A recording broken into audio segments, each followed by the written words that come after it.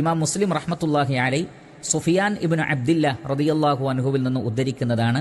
ഖുൽതു, അദ്ദേഹം പറയുകയാണ്, ഞാൻ പറഞ്ഞു, യാ റസൂലല്ലാഹ്, അല്ലാഹുവിന്റെ റസൂലേ, ഖുല്ലി ഫിൽ ഇസ്ലാമി ഖൗലൻ ലാ അസ്അലു അൻഹു അഹദൻ ഗൈറക്. അല്ലാഹുവിന്റെ റസൂലേ, എനിക്ക് ഇസ്ലാമിൽ ഒരു ഖൗല് പറഞ്ഞു തരണം, മറ്റാരോടും ചോദിക്കേണ്ട ആവശ്യമില്ലാത്ത വിധം പെർഫെക്റ്റായ പരിപൂർണമായ ഒരു കാര്യം നിങ്ങൾ എനിക്ക് പറഞ്ഞു തരണം. ഖാല, അപ്പോൾ നബി സല്ലല്ലാഹു അലൈഹി വസല്ലം പറഞ്ഞു കൊടുത്തു, ഖുൽ, താങ്കൾ പറയുക, ആമൻതു ബില്ലാഹ്, ഞാൻ അല്ലാഹുവിൽ വിശ്വസിച്ചിരിക്കുന്നു എന്ന് പറയുക, സുമ്മസ്തഖിം, എന്നിട്ട് നേരെ ചൊവ്വ ആ പറഞ്ഞതിനനുസരിച്ച് ജീവിക്കുകയും ചെയ്യുക.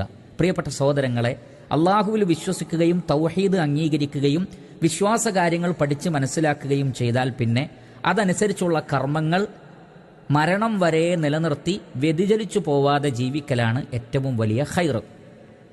എങ്കിലേ അവർക്ക് സ്വർഗത്തിൽ പോകാൻ സാധിക്കുകയുള്ളൂ. എന്നാൽ സിറാത്തുൽ മുസ്തഖീമിൽ നിന്ന് തെറ്റിപ്പോയാൽ അവർ നരകത്തിൽ പ്രവേശിക്കും. അപ്പോൾ അള്ളാഹുവിൽ വിശ്വസിച്ചുകൊണ്ട് സൽക്കർമ്മങ്ങളിൽ മരണം വരെ ഉറച്ചു നിൽക്കാനാണ് നബി സല്ലല്ലാഹു അലൈഹി വസല്ലമ ഈ ഹദീസിലൂടെ മനസ്സിലാക്കി തരുന്നത്.